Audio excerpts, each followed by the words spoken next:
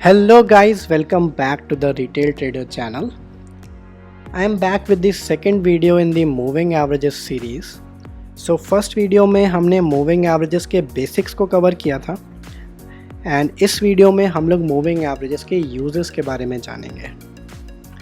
अगर आपने वो पहला वीडियो नहीं देखा है और अगर आपको मूविंग एवरेजेस के बारे में नहीं पता है तो प्लीज़ मेक श्योर आप उस वीडियो को देख लीजिए। उसका लिंक मैंने डिस्क्रिप्शन बॉक्स में ऐड कर दिया है। अगर आपको मूविंग एवरेजेस का बेसिक आइडिया है तो इस वीडियो को प्लीज़ आप एंड तक देखिएगा, क्योंकि इसमें हम मूविंग एवरेजेस के काफ़ी सारे यूजेस को डिस्कस करेंगे एंड उसे चार्ट्स पे अप्लाई करके भी देखेंगे। So let's continue. Moving averages मैं बेसिकली 3 चीज़ों के लिए यूज़ करता हूँ। सो उसमें से जो फर्स्ट चीज़ है वो है ट्रेंड आइडेंटिफिकेशन। सो जब भी मेरे को ट्रेंड आइडेंटिफाई करना होता है कि मार्केट अप ट्रेंड में है, डाउन ट्रेंड में है या फिर साइडवेज है, तो उसके लिए मैं मूविंग एवरेजेस का यूज़ करता हूँ। जो सेकंड यूज़ है मूविंग एवरेजेस का वो है एंट्री प्लानिंग के लिए। सो मैं मूविंग एवरेजेस की हेल्प से ऐसे एरियाज़ चार्ट पे आइडेंटिफाई करता हूँ जहाँ पे एंट्री लेने में मेरे को मिनिमम रिस्क है और मैक्सिमम प्रॉफिट होने की प्रोबेबिलिटी होती है। एंड जो थर्ड यूज़ जो मैं करता हूँ वो मैं अपने एग्ज़िट प्लान करने के लिए करता हूँ या फिर अपना स्टॉप लॉस ट्रेल करने के लिए मूविंग एवरेजेस का यूज़ करता हूँ। हम इन तीनों यूजेस को एक एक करके चार्ट्स पे देखेंगे, तो इस वीडियो को प्लीज़ एंड तक देखिएगा। सो यहाँ पे हम अपना जो मूविंग एवरेज का पहला यूज़ है जो कि ट्रेंड आइडेंटिफिकेशन है उसको थोड़ा डिटेल में समझते हैं।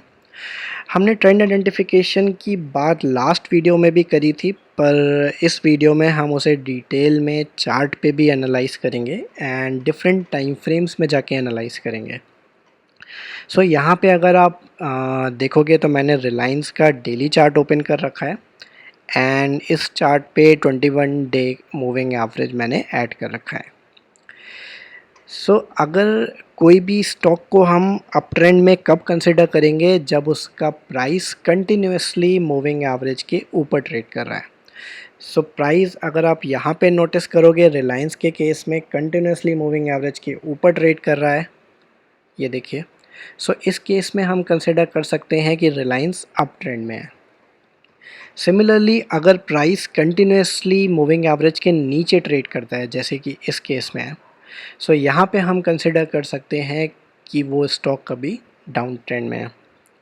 जब भी कोई स्टॉक अप ट्रेंड में होता है तो हम वहाँ पे बाइंग अपॉर्चुनिटीज़ ढूंढते हैं एंड जब भी स्टॉक डाउन ट्रेंड में होता है तो हम वहाँ पे सेलिंग अपॉर्चुनिटीज़ को ढूंढेंगे।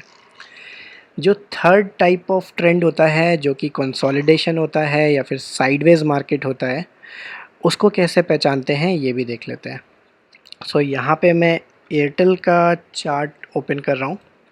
सो ये भारतीय एयरटेल का डेली चार्ट है एंड अगर आप यहाँ पे नोटिस करोगे तो 26 ऑफ मई से लेके 29 ऑफ जून तक ऑलमोस्ट एक महीना एयरटेल जो है एक रेंज में ट्रेड कर रहा था। सो कभी भी आपको ये आइडेंटिफाई करना हो कि स्टॉक साइडवेज मूवमेंट कर रहा है कि नहीं कर रहा है, तो आप उसके मूविंग एवरेज और प्राइस को देखना। अगर प्राइस मूविंग एवरेज के बहुत ही क्लोज ट्रेड कर रहा है और मूविंग एवरेज को बार बार कभी नीचे की तरफ से कभी ऊपर की तरफ से कट कर रहा है, तो जो स्टॉक है वो अभी साइडवेज मोमेंटम कर रहा है। तो यहाँ पे हम ट्रेड को अभी अवॉइड करेंगे। हम केवल जब भी ट्रेंड आइडेंटिफिकेशन करेंगे तभी हम ट्रेड इनिशिएट करेंगे। साइडवेज में मोस्टली आपको अवॉइड करना चाहिए अनलेस आप एक्सपीरियंस ट्रेडर हो या फिर आप स्कैल्पिंग करते हो, तब आप साइडवेज मार्केट में ट्रेड ले सकते हो, वरना मोस्टली मैं तो अवॉइड ही करता हूँ साइडवेज मार्केट में ट्रेड करना। जो दूसरी चीज़ है जो ट्रेंड आइडेंटिफिकेशन में हेल्प करती है वो है मूविंग एवरेज की लाइन का डायरेक्शन।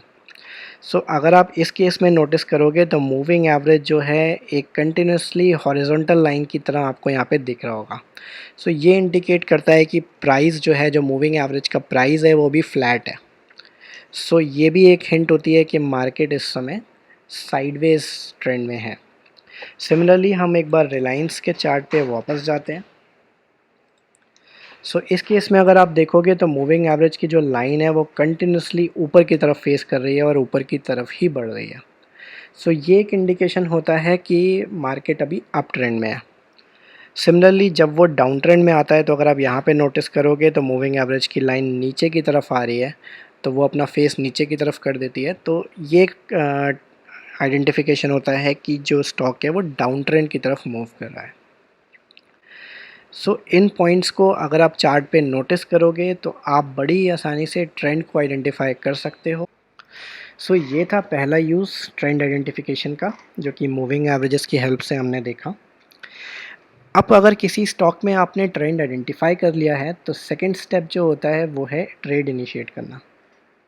सो अगर आपने आइडेंटिफाई कर लिया है कि कोई एक स्टॉक है जो कि अप ट्रेंड में है, तो आप उसमें एक बाय ट्रेड इनिशिएट करना चाहोगे। सिमिलरली अगर आपने ये आइडेंटिफाई कर लिया है कि एक स्टॉक है जो डाउन ट्रेंड में है, तो आप वहाँ पे एक सेल ट्रेड इनिशिएट करना चाहोगे।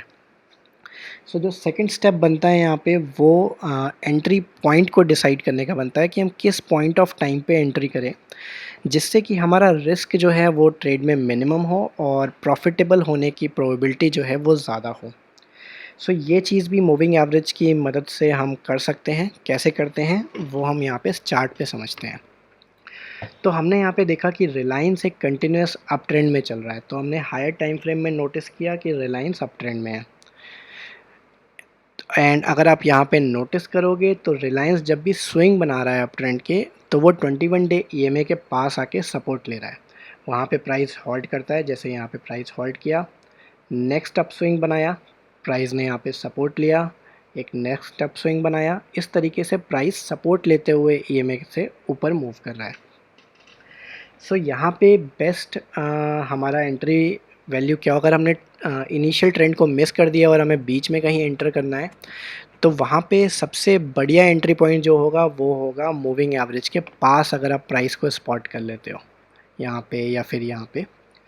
सो जब भी आप लोअर टाइम फ्रेम में जाके इंट्राडे ट्रेडिंग कर रहे हो या फिर आप स्विंग ट्रेडिंग भी करना चाहते हो, तो आप ऐसे एंट्री पॉइंट्स को ढूंढोगे जो मूविंग एवरेज के आसपास अगर आपको प्राइस मिल जाए, आप वहाँ पे एंटर करोगे।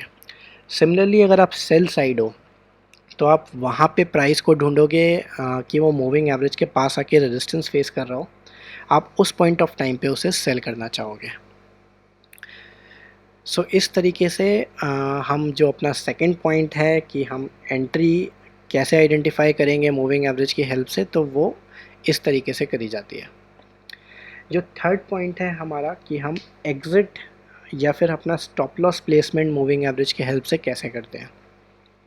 सो अगर आप देखोगे इसी चार्ट पे देख लेते हैं, जैसे कि रिलायंस जो है वो कंटिन्यूस अप ट्रेंड में है एंड हमने यहाँ पे बाय पोजीशन बनाई हुई है। सपोज़ आपने इस एरिया पे कहीं बाय किया हुआ है एंड रिलायंस कंटिन्यूसली ऊपर की तरफ जा रहा है। सो आप यहाँ पे ये अपना स्टॉप लॉस रख सकते हो कि जब भी मूविंग एवरेज के नीचे एक अच्छे वॉल्यूम के साथ क्लोजिंग होगी, उस पॉइंट ऑफ टाइम पे आप अपना स्टॉप लॉस रख सकते हो। सो सपोज़ अगर आपने यहाँ पे बाय किया हुआ है एंड प्राइस कंटिन्यूसली ऊपर जा रहा है, सो फर्स्ट जो कैंडल बनती है, जो क्लोजिंग होती है मूविंग एवरेज के नीचे, वो इस पॉइंट ऑफ टाइम पे है। लेकिन उसके इमीडिएट जो नेक्स्ट कैंडल बनती है, ये बहुत अच्छे वॉल्यूम के साथ कैंडल नहीं बनी है, छोटी सी कैंडल है। तो अगली कैंडल जो है वो इस प्राइस को रिजेक्ट कर देती है, डाउन ट्रेंड को रिजेक्ट कर देती है और वापस ऊपर क्लोजिंग दे देती है। फिर ये मार्केट थोड़े टाइम के लिए आप देखोगे तो साइडवेज हो गया है। मूविंग एवरेज की जो लाइन भी है वो भी फ्लैट हो गई है and price continuously moving average के आसपास ही ट्रेड कर रहा है। लेकिन अगर आप आज की कैंडल देखोगे जो कि 31 अगस्त की है, तो ये काफ़ी बड़ी कैंडल है, काफ़ी बेरिश कैंडल है। एंड अगर हम यहाँ पे वॉल्यूम लगा के भी देखेंगे, तो यहाँ पे मैं वॉल्यूम का इंडिकेटर लगा देता हूँ। सो आप देखोगे तो एक अच्छे वॉल्यूम के साथ सेलिंग आई है यहाँ पे, तो इस पॉइंट ऑफ टाइम पे आप एग्ज़िट कर जाओगे। सो कभी भी प्राइस अगर आपका 21 डे ईएमए के नीचे आता है, या आप जो भी ईएमए यूज़ करते हो उसके नीचे आता है और क्लोजिंग दे देता है एक अच्छे वॉल्यूम के साथ, आप वहाँ पे इमीडिएटली एग्ज़िट कर जाओगे। सो इस तरीके से आप एग्ज़िट के लिए, एग्ज़िट प्लान करने के लिए भी मूविंग एवरेज का यूज़ कर सकते हो। सो यहाँ पे हमने तीनों मूविंग एवरेजेस के यूज़ को समझा है इस वीडियो में। एंड जो नेक्स्ट वीडियो होगा उसमें हम मूविंग एवरेजेस की कुछ स्ट्रैटेजी को देखेंगे कि मूविंग एवरेजेस को हम अपनी इंट्राडे ट्रेडिंग में या स्विंग ट्रेडिंग में कैसे यूज़ कर सकते हैं, कैसे एंट्री और एग्ज़िट आइडेंटिफाई कर सकते हैं। सो कुछ कुछ स्ट्रैटेजीज़ जो मूविंग एवरेज के ऊपर होती हैं वो हम नेक्स्ट वीडियो में डिस्कस करेंगे। अगर ये वीडियो आपको अच्छा लगा हो, आपको कुछ यूज़फुल इन्फॉर्मेशन इस वीडियो से मिली हो, तो प्लीज़ इस वीडियो को लाइक करिए, इस वीडियो को शेयर करिए अपने फ्रेंड्स के साथ, एंड चैनल को प्लीज़ सब्सक्राइब कर लीजिए। Thank you.